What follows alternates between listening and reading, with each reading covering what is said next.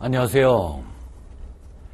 원산이 관리자 FTA 협정 및 법령을 강의할 오철환 관세사입니다.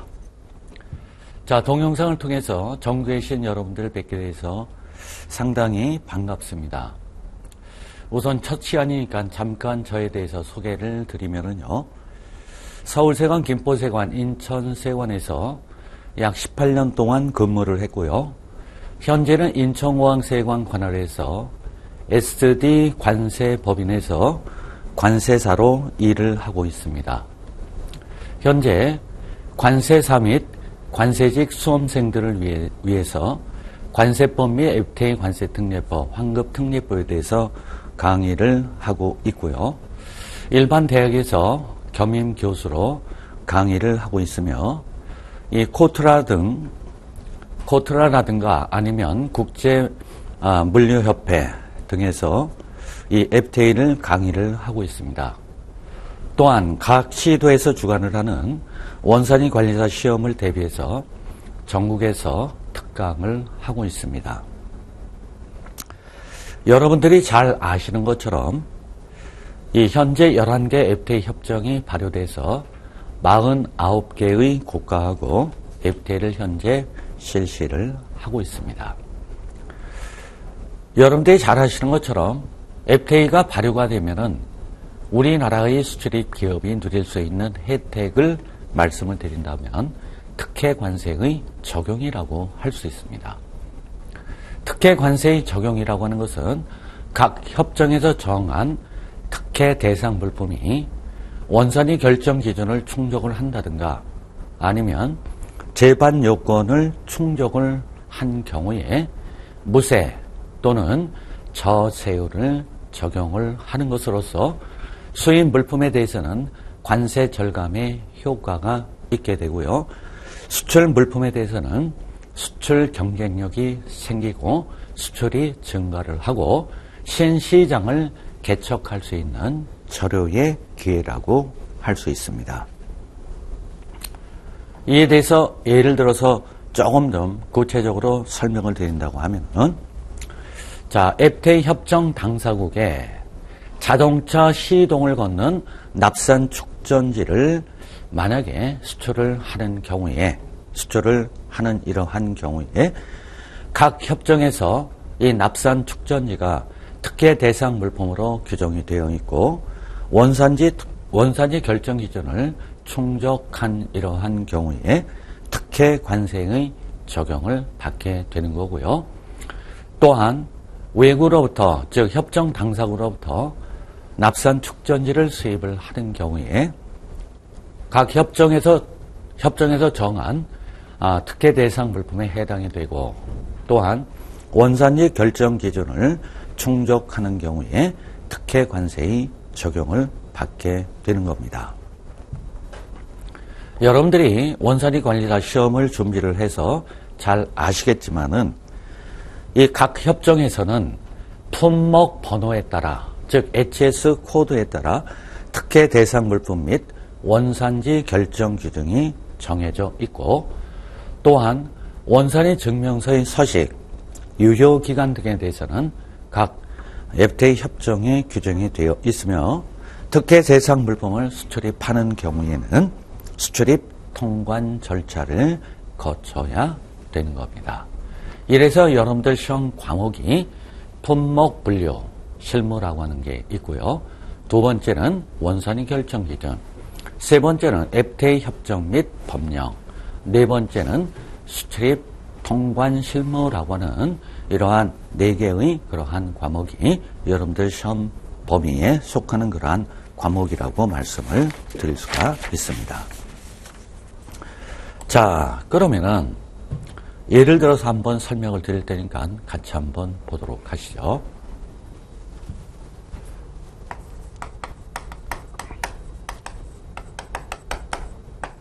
자, 납산 축전지라고 해서 자동차 시동을 걸 때 필요한 그 납산 축전지를 얘기를 하는데 우리가 흔히 이것을 배터리라고 얘기를 하죠. 자, 납산 축전지 HS 8507-10에 이렇게 분류를 하게 됩니다. 자, 미국이다, EU다, 동남아다 라고 하는 우리나라하고 FTA를 체결한 이러한 국가, 이것을 최악 상대국이라고 얘기를 하는데요.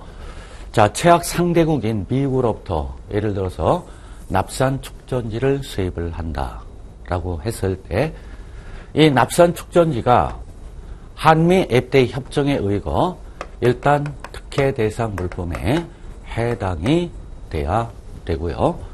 또한 특혜 대상 물품에 해당이 된다고 하더라도 한미 FTA 협정에 의거 원산지 결정 기준을 충족해야 되고요. 특혜 대상 물품 원산지 결정 기준이 충족한다고 하더라도 FTA 협정에서 규정하고 있는 제반 요건을 또 갖추어야 특혜 관세 적용을 받게 된다라고 하는 거 여러분들이 아마 잘 아시는 그러한 부분이 되겠습니다. 자, 이렇게 FTA 협정 당사국으로부터 납산 축전지를 수입을 하는 경우에 일단은 특혜 대상 물품에 해당이 돼야 되고 원산지 결정 기준을 충족을 해야 되는데 조금 전에 말씀드린 것처럼 모든 FTA 협정에서는 HS 코드, 즉 품목 번호라고 얘기를 하는데요. 이 품목 번호에 따라서 특혜 대상 물품이 규정이 되어 있고 원산지 결정 기준이 규정이 되어 있다. 이것을 여러분들이 잘 아시는 PSR이라고 이렇게 얘기를 하죠. 자, 만약에 납산 축전지를 우리나라에 있는 어떠한 수출 업체가 이것을 만들어서 수출을 하는 그 경우에, 즉 최악 상대국에 납산 축전지를 수출을 하는 경우에 각 FTA 협정에 의거 특혜 대상 물품으로 일단 규정이 되어 있고요. 또한 원산지 결정 기준을 충족을 했을 때 최악 상대국에서 특혜 관세 적용을 해주게 될 겁니다. 자, 그러면 이 납산 축전지를 우리나라에 있는 A라는 수출업체가 이것을 만들 때 구성 요소를 보면은요, 구성 요소가 대체적으로 6가지 구성 요소로 이 납산 축전지를 생산을 하게 되는데, 제일 첫 번째는 세퍼레이터라고 하는 것이 필요하고요. 두 번째는 배터리 커버, 세 번째는 배터리 컨테이너가 필요하고요. 네 번째는 리드 플레이트, 다섯 번째는 그리드, 여섯 번째는 터미널. 자, 이것을 구성 요소로 해서 납산 축전지를 국내에서 생산을 하게 됩니다. 이것은 이제 흔히 우리가 BOM이라고 이렇게 얘기를 하죠. 원재료 내역서라고 얘기를 하죠. 이게 품명이에요. 자, 그 다음에 각 6가지의 원재료의 HS 코드를 우리가 알아야 되고요. 또한 단가를 알아야 되고요. 또한 원산지가 어디냐라고 하는 것을 알아야 되는 겁니다. 자, 세퍼레이트는 HS 코드는 8507에 90에 90909090 이것은 8536에 90에 해당이 됩니다. 자, 이 경우 원산지 결정 기준에 의거 3번 변경 기준을 충족해야 하는 그 경우에는 이 HS라고 하는 것을, 즉 각 원재료의 HS를 알아야 되고요. 아니면 부가가치 기준에 의해서 원산지가 결정되는 경우에는 그 물품에 대한 단가를 알아야 되고요. 또는 이 원산지 해서 이 세퍼레이트 같은 경우는 한국을 원산지로 하고, 또 배터리 커버도 한국이고, 이것도 한국이고, 리드 플레이트는 중국으로부터, 그리드는 일본으로부터. 자, 터미널 한국이에요. 즉 원산지 재료예요. 자, 한국이라고 하더라도 이것은 자가 생산을 한 경우고, 이것도 자가 생산, 이것도 자가 생산입니다. 중국으로부터 수입을 합니다. 일본으로부터 수입을 합니다. 이것은 국내에서 납품을 이렇게 받았습니다. 이러한 것을 구성 요소에서 납산 축전지를 만들어서 최악 상대국인 아까 말씀드렸던 칠레부터 지금 현재 어디까지입니까? 카나다까지 해서 11개 FTA 협정이 발효가 돼서 49개의 그러한 국가에 수출을 하게 되면은요. 한 칠레 FTA 협정에 의해서 칠레에 수출을 한 경우 특혜 관세 적용받는 물품인 경우 자, 일단은 특혜 대상 물품으로 규정이 돼야 돼요. 원산지 결정 기준이 충족을 해야 됩니다. 근데 여러분들이 잘 아시는 것처럼 동일한 재료를 가지고 동일한 어떠한 사람이 만들었는데도 불구하고 모두 11개 FTA 협정에서 납산 축전지에 대해서 특혜 관세 적용 물품으로 규정을 했다고 하더라도 11개 FTA 협정에 따라 같은 구성재료, 같은 사람이 만들었는데도 불구하고 전부 원산지 결정 기준이 전부 틀리다라고 하는데 문제가 있는 겁니다. 자, 칠레에 납산 축전지를 수출을 하는 경우에 특혜 관세 적용을 받는다고 하더라도 요 칠레의 경우 원산지 결정 기준을 잠깐 말씀드린다고 하면 이쪽에다 쓰죠. CTSH5와 BU 30%, BD 45%다. 예를 들어서 싱가포르에 수출을 한다. 특혜 대상 물품으로 규정이 되어 있다. 이 경우 원산지 결정 기준은 CTH라고 하는 거예요. 여기서 문제가 뭐냐면은 수입을 하는 경우는 특혜 대상 물품이냐 원산지 결정 기준을 충족했느냐 충족했다라고 하면은 각 협정에서 규정을 하고 있는 원산지 증명서 서식에 정확하게 이러한 것들이 표기가 되면 협정관세 적용 신청을 하게 되면 상당히 간단한데 문제는 우리나라에서 만든 물품을 각각의 최악 상대국에 수출을 했을 때에 이 원산지 결정 기준이 충족하느냐 안 하느냐 이 부분이 굉장히 어렵다라고 하는 그러한 부분이에요. 그래서 이 FTA라고 하는 것은 공짜가 아니다라고 하는 것이죠. 흔히 한 4년 전에 제가 이 실무적으로 이 컨설팅을 업체에 나가서 얘기를 해보면은 아니 FTA 협정이 발효가 되는데 뭔 그런 얘기가 많으냐 할 일이 그렇게 많으냐 말씀을 드리면은 FTA 하면은 그냥 종전처럼 만들어서 보내면은 특혜 관세 적용을 받는 거 아니냐라고 일부 그렇게 생각을 하는데 초창기엔 그랬습니다. 지금은 이제 많이 홍보가 되고 이러한 부분에 대해서 업체에서 많이 알기 때문에 이제 그런 얘기를 하지는 않는데 이 수출 물품과 관련된 부분이 FTA에 있어서 상당히 중요한 부분이라고 얘기를 하는 거예요. 그래서 자, 납산 축전지를 수입을 한다, 수출을 한다. 이 납산 축전지에 대한 품목 분류를 정확하게 해야 돼요. 말씀드린 것처럼 각각의 그 FTA 협정에서는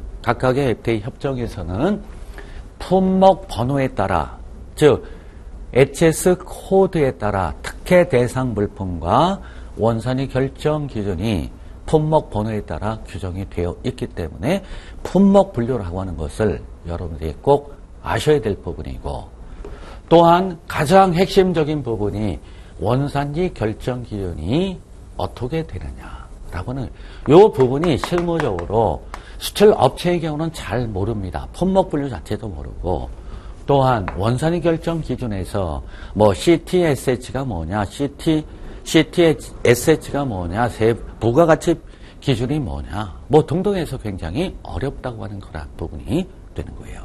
그래서 여러분들 시험 과목에 품목 분류라고 하는 것이 첫째 번이고 원산지 결정 기준이 있다. 특혜 대상 물품에 해당이 되고 원산지 결정 기준이 충족을 했다고 하더라도 각각의 협정에서 규정을 하고 있는 이 물품이 최악 상대국을 원산지로 한다라고 하는 것을 서류로 증명을 해야 돼요. 이것을 원산지 증명서라고 하는데 이 원산지 증명서라고 하는 것도 각각의 협정마다 그 서식이 전부 틀리고 발급 방식이 틀리고 유효기간이 전부 틀려요. 이러한 내용들은 각각의 FTA 협정에 전부 규정이 되어 있다. 그래서 여러분들 과목에 FTA 협정 및 법령 해서 여러분한테 지금 제가 말씀드릴 그러한 부분은 FTA 협정 및 법령에 대해서 말씀을 드리는 그러한 중이고 이거에 대해서 한번 심도 있게 같이 여러분하고 살펴보는 그러한 시간이 되는 겁니다. 또한 이러한 특혜 대상 물품이다 라고 했을 때 특혜 대상 물품이 최악 상대로부터 수입을 한다. 또는 우리나라에서 만들어진 이러한 특혜 대상 물품은 최악 상대국에 수출을 하는 경우 반드시 수출입 통관 절차를 거쳐야 됩니다. 어떠한 과정과 절차를 거치느냐. 이것을 수출입 통관 실무라고 해서 제가 여러분한테 말씀드릴 그 내용은 제1과목으로서 FTA 협정 및 법령, 제2과목으로서 수출입 통관 실무에 대해서 집중적으로 여러분한테 1과목, 2과목을 제가 맡아서 말씀을 드릴 그러한 내용이 되겠습니다. 이 원산지 관리사 시험이 1회부터 시작을 해서 지금 현재 13회 시험이 지금 걸쳐서 13회까지 지금 시험을 봤습니다. 그 1회부터 13회까지의 그 기출된 문제를 제가 전부 분석을 했습니다.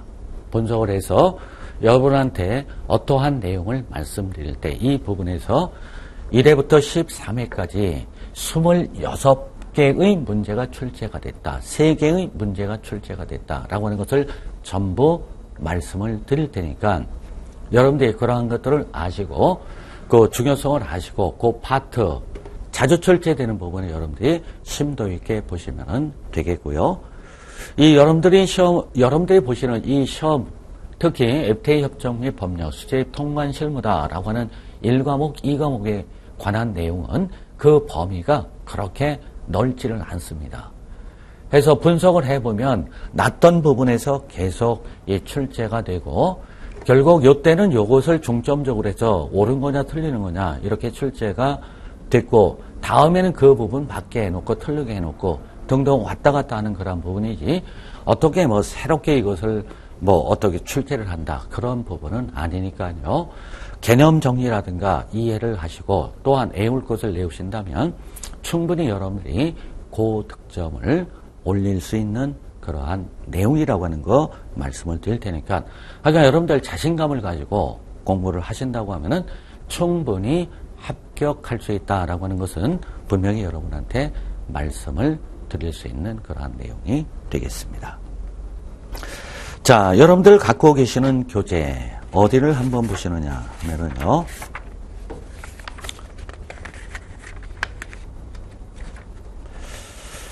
이 학습 포인트라고 하는 것이 있어요. 학습 포인트 해서 교재상으로 보면 12페이지 앞에 보시면은 학습 포인트가 있어요. 자, 1과목과 관련된 학습 방법하고요. 출제 빈도를 한번 같이 보면은요. 학습 방법을 보면 본 과목에서는 25개 문제가 출제가 된다. 본 과목은 자유무역 협정의 이행을 위한 관세법의 특례에 관한 법률.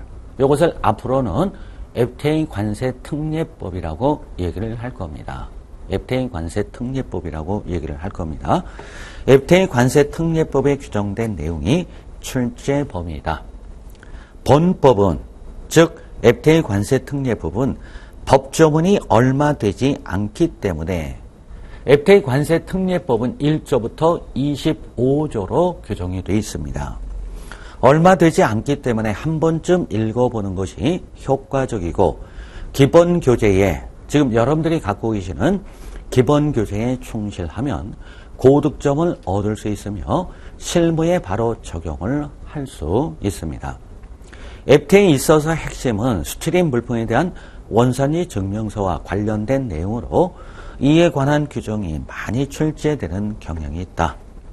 어느 시험이든 마찬가지로 기출문제를 분석하여 출제 경향, 출제 빈도가 많은 단어를 파악하는 것이 중요하고 기본 교재를 학습한 후 나름대로의 요약 정리 및 기출 문제를 풀어보는 것이 고득점을 올릴 수 있는 좋은 방법이 될 것이다. 자, 제1회부터 10회까지 출제된 문제의 출제 문항 및 출제 빈도를 살펴보면 아래와 같다. 1회부터 10회까지 시험을 보고 난 다음에 시험 문제가 공개가 됐습니다. 그러나 11회, 12회, 13회, 즉 11회 이후부터는 문제가 공개되지를 않습니다. 그래서 1회부터 10회까지의 그 출제 문항 및 출제 빈도를 살펴보면은 그 출제 빈도 보죠. 제1장 FTA에 대한 이해 21개의 문제가 출제가 되어 있습니다. 그 다음 두 번째는 FTA 관세 특례법의 총칙이라고 하는 내용에서 59문제가 출제가 되어 있습니다. 굉장히 많이 났죠. 약 24%가 되고요. FTA 협정 관세의 주요 내용 47개가 출제가 됐고요. FTA 협정 이행의 실효성 확보 45개 문제. 다섯 번째는 원산지 규정 14개의 문제가 출제가 됐습니다. 결국 원산지 규정이라고 하는 것은 여러분들이 나중에 그 4과목에서 볼 원산지 결정 규정 그거와 연결되는 그런 부분이 돼서 여기서는 이 FTA 협정 및 법령에서는 많은 문제는 출제되지는 않았고요. 여섯 번째 장에 수출 물품의 원산지 증명서 47개가 출제가 됐습니다. 또한 국내 산업 피해 구제에도 한 문제, 최악 상대 국가의 협력 제재 구체는 한 문제도 출제되지 않았고 처벌 내용에서 10문제, 기타의 내용에서 6문제에서 1회부터 10회까지 총 250개 문제가 출제가 됐는데 그 비중을 본다면 FTA 관세 특례법의 총칙, 협정 관세의 주요 내용, FTA 협정의 실효성 확보, 수출 물품의 원산지 증명서라고 하는 것이 여러분들 시험에 핵심적인 그러한 내용이라고 하는 것을 말씀을 드릴 수 있는 그러한 내용이 되겠습니다. 아울러서 본격적으로 수업을 진행을 하기 전에 좀 한 가지 더 말씀을 드리고 잠깐 쉬었다 이제 실질적인 그러한 내용을 살펴보도록 할 겁니다. 첫 번째 시간은 OT 시간입니다. 오리엔테이션 시간이 되는 그러한 부분에서 하나만 더 말씀을 드리고 잠깐 쉬었다 계속해서 말씀을 드리도록 하겠습니다.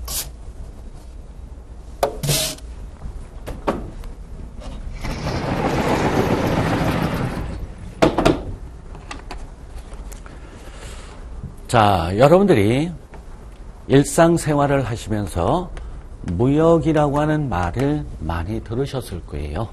무역. 자, 무역을 한마디로 설명을 드린다면 물품의 국가 간 이동이다 라고 합니다. 물품의 국가 간 이동. 이것을 그림으로 그려서 여러분한테 알기 쉽게 설명을 드린다면 자, 미국으로부터 어떤 물품 수입을 한다. 일본이다, 중국이다, 대만이다, EU다, 아세안 국가로부터 물품을 수입을 한다. 이것을 전부 뭐라고 하느냐면 외국이라고 얘기를 합니다. 외국으로부터 어떤 물품 우리나라에 이렇게 들어오죠. 이것은 우리나라를 얘기를 합니다. 자, 이거 외국으로부터 물품 들여오죠. 이것을 수입 물품이라고 하고요. 우리나라에서 만든 물품을 미국이다, 일본이다, 중국이다, 대만 등에 이것을 보내죠. 이것을 수출 물품이라고 하는 거예요. 자, 무역이라고 하는 거, 물품. 요게 물품, 요거 물품이 있죠. 물품의 국가 간 이동이다. 우리나라에서 외국으로 이동을 하고 외국으로부터 우리나라에 이동을 하죠. 이것을 뭐라고 하느냐면 잘 아시는 스트릿 거래라고 얘기를 하는 거예요. 스트릿 거래라고 한다. 각국에서는 물품을 수입을 하고 물품을 수출을 할 때 여러 가지 방법으로 통제를 하고 규제를 합니다. 그 통제 규제 방법은 모든 국가가 일률적으로 똑같은 방법으로 통제 규제하는 것은 아니에요. 우리나라는 어떠한 방법으로 스트릿 거래에 대해서 통제 규제를 하느냐면 이른바 무역의 3대 법규인 제일 첫 번째 관세법, 두 번째 외국환 거래법, 세 번째는 대외무역법에 의해서 통제 규제를 합니다. 관세법이라고 하는 것은 물품 이동과 관련해서 통제 규제를 하는 법이라고 얘기를 하고요. 외국환 거래법이라고 하는 것은 물품을 수입을 하면 대가 지급하죠. 수출을 하면 대가를 영수를 하죠. 이러한 수출입 물품에 대한 대금 결제와 관련된 법을 외국환 거래법이라고 하고요. 대외무역법이라고 하는 것은 무역에 대해서 총괄하는 법이라고 합니다.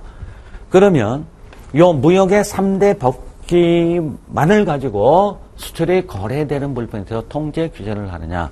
그렇지는 않고 여러 개의 법, 즉 50여 개의 개별법에 의해서 통제 규제를 합니다. 이 무역의 3대 법규 플러스 50여 개의 개별법, 이것을 전부 합쳐서 수출입 관련 규제법이라고 얘기하는 겁니다. 이것을 조금 더 쉽게 설명을 드린다면 이렇게 설명을 드릴 수가 있어요. 여기를 외국이라고 하고요. 여기를 국경선이라고 하고요. 여기를 관세선으로 보고요. 여긴 우리나라가 됩니다. 예를 들어서 미국으로부터 어떠한 물품을 수입을 합니다. 선박 항공기에 적재를 해서 국경선 넣어서 관세선 통과해서 우리나라에 들어옵니다. 이거 여러분들 잘 아시는 것처럼 수입 물품이라고 하는 거고요. 우리나라에서 만든 물품을 미국에 보낸다라고 하면 이렇게 해서 미국에 이것을 보내죠. 이것을 뭐라고 하죠? 수출 물품이라고 하는 거예요. 또한 단순히 우리나라를 통과하는 이러한 물품이 있어요. 이것을 통과 물품, 실무적으로는 반송 물품이라고 하는 겁니다.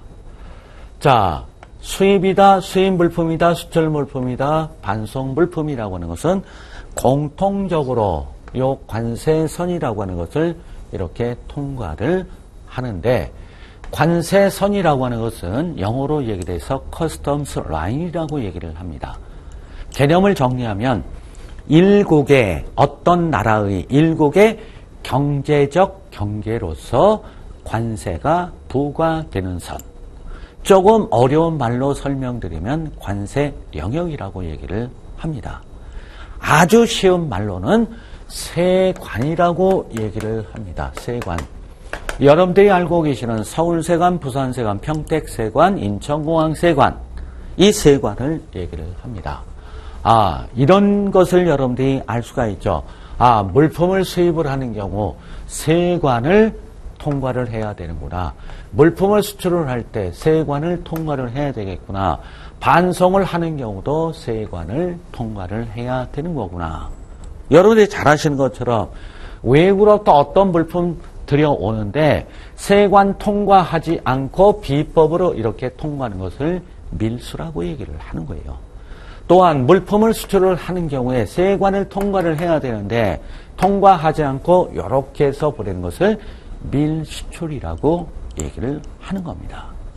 자, 수입을 한다, 수출을 한다, 반송을 하는 경우에는 반드시 세관을 통과해야 돼요. 관세선을 통과를 해야 돼요. 이때 물품을 수입을 하는 경우 세관을 통과를 하려면 세관장한테 수입 신고합니다. 세관장이 이러한 물품을 수입을 합니다. 라고 신고하면 세관에서 수리를 해주면 이 관세선을 통과를 하는 거예요. 합법적으로 통과해서 국내에서 소비 또는 사용을 하면 되는 거고, 수출을 하는 경우도 세관장한테 수출 신고를 하고 세관장이 수리를 해주면 이것을 선박 항공기에 적재해서 외국에 보내면 되는 거고요. 반송을 하는 경우 세관장한테 반송 신고, 수리라는 절차를 거쳐서 다시 보내면 되는 거예요. 이때 이 관세선을 통과를 하는 물품에 대해서 세금을 부과하는데 그것을 뭐라고 하느냐면 관세라고 하는 거예요. 관세라고 하는 겁니다.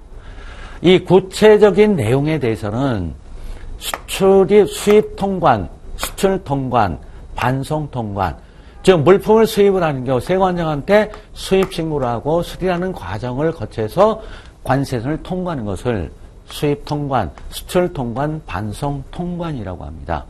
이것은 구체적으로 제2과목인 수출입 통관 실무에서 말씀을 드릴 텐데, 여기서 말씀드리는 부분은, 자, 미국하고 우리나라하고 FTA를 체결을 했죠. 미국으로부터 어떤 물품 수입을 한다라고 했을 때 똑같이 일반 물품과 똑같이 이러한 통관 절차를 거쳐야 되고, 또한 우리나라에서 만들어진 물품을 최악 상대국에 수출을 하는 경우에 똑같은 그러한 절차를 거치는 부분이에요.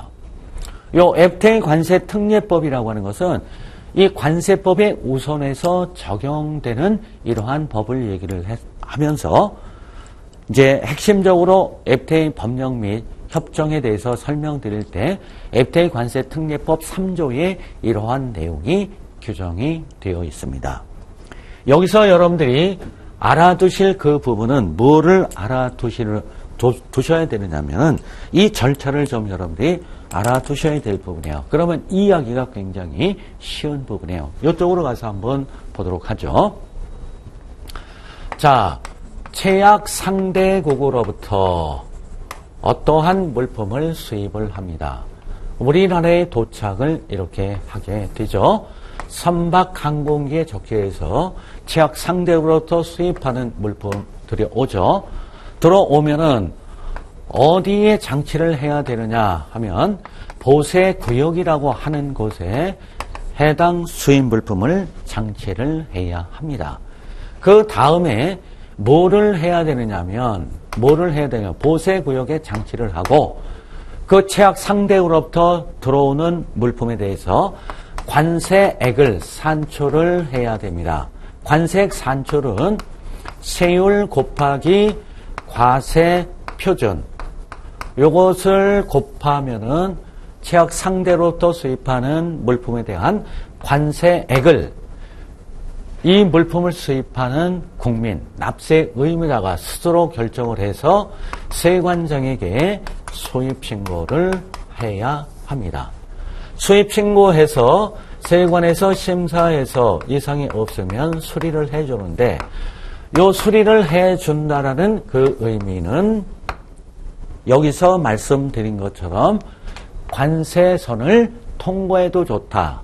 즉 세관을 통과해도 좋다라고 하는 관세선을 통과해도 좋다라고 하는 그러한 의미가 됩니다. 그런데 그 물품이 관세를 내야 되는 물품은 관세를 납부를 하고 보세구로부터 반출해서 국내에서 소비 또는 사용을 하면 되는 것이다.